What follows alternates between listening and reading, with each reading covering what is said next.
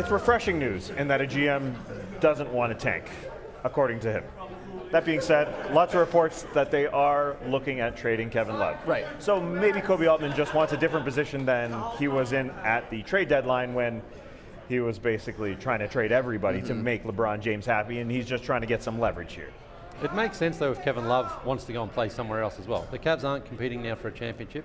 He wants to be on a team that is competing, so maybe Kevin Love's not going to say anything publicly, but I'm sure he would be open to moving to a different team and competing for a championship again. If this is not leverage, if this is not a leverage move from Kobe Altman, the Cavs GM, do you think this Cavs team, if you bring it back with really without LeBron James and of course Colin Sexton now in the mix, is this still a playoff team in the Eastern Conference? Is this a team still fighting for home court? No. It's the summer. It's the summer. You can always talk yourself into it. You can always talk yourself. You look at the roster, a lot of playoff experience. You can talk yourself into it being a playoff team. I think they went to the finals this year. All these guys.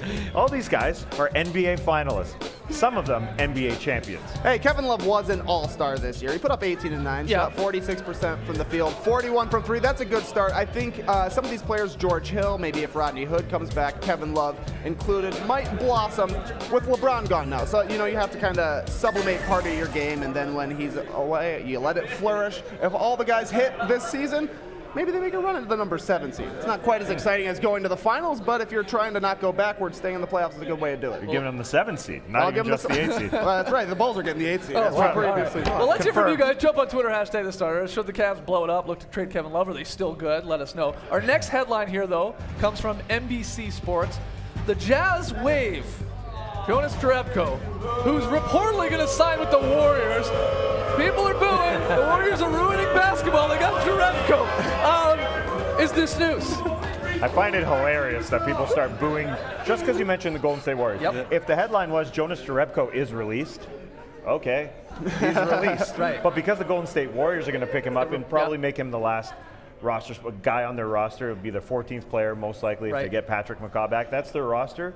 He's their Omer Caspi of last year. It's not going to make a huge difference on that team, but it's a nice fit. It's all they need. Warriors just another shooter to go out there, maybe fill in 12, 15 minutes a night. And if you're Jerebko, you get that phone call, sorry, we're waiving you. Like, oh, bad luck. I'm going to sign with the Warriors. Yeah, okay. Okay, great. I'm fine with that. You know, look, I mean, those percentages aren't bad. 41% from 3. Oh, and all he really did half the time basically was on the floor was shoot three-pointers. Yeah, so it's fine for the Warriors. He's a gritty guy. Yeah, I don't mind it. Yeah, sure. I think he'll give him a little bit more than Omri Caspi did this year. Hopefully more than Nick Young gave him. If that's the case, good job, Warriors. I mean, look at this. We got Cousins starting. Obviously, it's going to be injured at the start of the season. Fans aren't happy. Would they boo if Jack Cooley signed with the Warriors? Yeah, what if Jack Cooley signs with the Warriors? Yeah, we got to get Cooley on the Warriors. Get him a ring. We're not sure. We got to take a break, but when we come back, hopefully he's found a shirt. Lakers rookie Mo Wagner is going to join us live on set. And if he's not here in time, well, we'll just show you some more highlights. I mean, that's really how it works, right? He'll hopefully be here, though. Don't go anywhere. You're watching The Starters live from Summer League. Welcome back to The Starters. It's the best part of the show. Our guest this year, Lakers rookie Mo Wagner, is with us. Thanks so much for coming on, Mo. Thanks for having me. Appreciate it. So you're in Sacramento for Summer League here at Vegas. How's the experience been? Are you still smiling like you smiled through all those years at Michigan? Always, always. I mean, we lost in Sacramento 3 games, so that kind of sucked. But I mean, you're being serious. As a competitor, you want to win games, but it's good to get used to the physicality and just get some games down. And now we're here. Yeah, and you had a solid game tonight. 16-8, 3 steals, couple blocks. Stepping out, shooting the 3-ball as well. Yeah. And you got the W tonight. Yeah, that's the most important thing. Exactly. Now you're going to a storied franchise that had a pretty interesting offseason. Signed some guys. Rondo, McGee, Stevenson, and the big guys coming soon. LeBron James. How excited are you to play with LeBron and all those talented guys?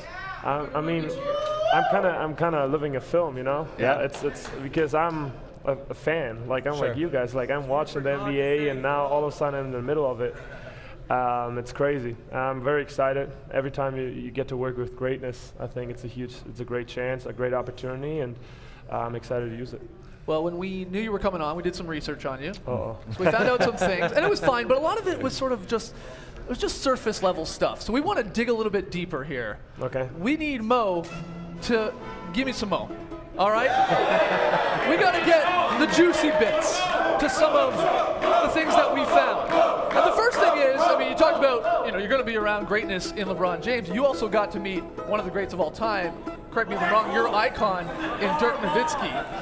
How fun was that to meet the German legend there?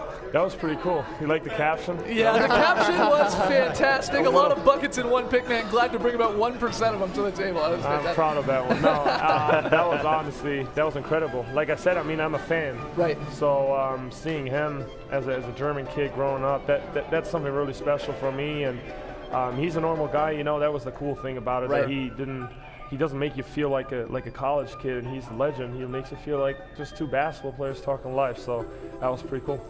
Final four, you had yourself a bit of a meme moment. Loose ball.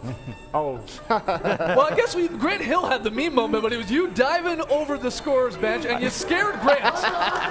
Now, so we had Grant on our show and he said, yeah, you turned him into a meme. Yeah, break this down for us. So first of all, I'm surprised that the table didn't break because it wasn't nearly as stable as this one. Really? That was Smooth landing. That was like a very unstable table like that one. And I think I still owe Coach Rath the glasses. Yeah, the broken glasses was hilarious. It's all good though. You know, I'm happy it didn't break. Look at the agility here, running over the table, avoiding all the monitors. Exactly. Incredible. We got lucky there. Yeah, there's the glasses. Yeah. All right, so it's a well-known fact that you like a little bit of trash talk.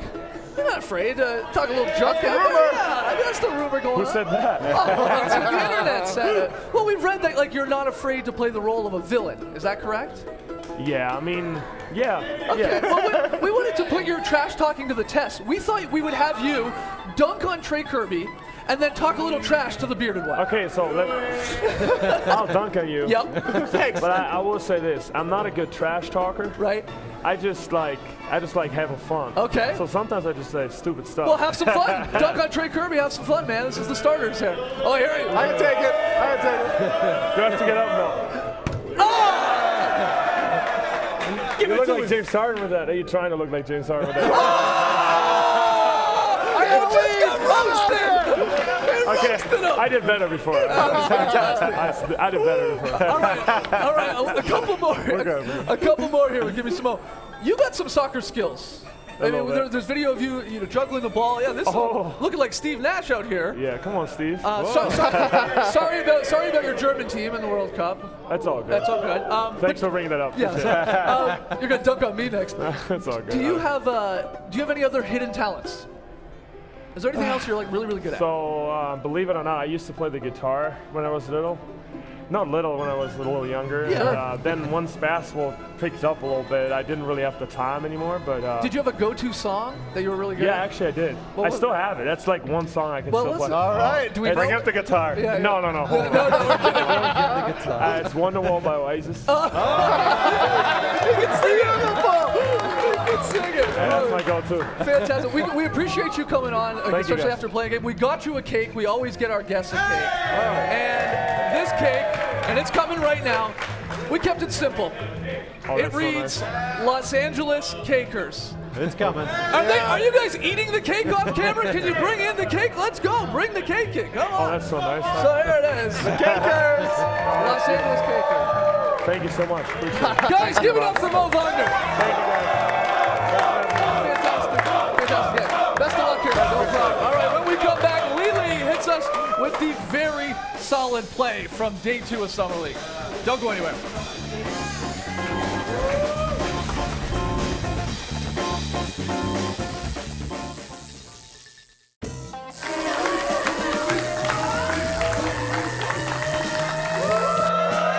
Back to the starters, we got ourselves a trade, right?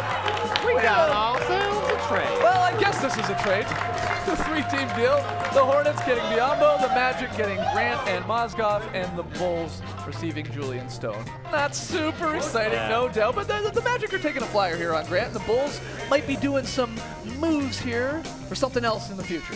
Opening up some room. Little space there for Yeah. a little headband hat wearing kind of guy, perhaps. That's exactly right. So there it is. Yeah, Biombo going to the hooks. Lily, my man, very solid play. Who gets the honor? Yes, going out to the Portland-Utah game, and we have a nice little boomerang here of George Nang. Fans love it, man. Yeah, here it is. Watch him here. He starts it off here for fizzes around. Okay. Finds back to where it started for a beautiful. layup. And here it is again. It's so good. Let's show it to you twice. Yeah. Beautiful. You got to see it twice. You capture it in all its glory. Nice. Beautiful start, beautiful finish. That's what I call a very solid play. They've seen the show. Wow. You know what was solid?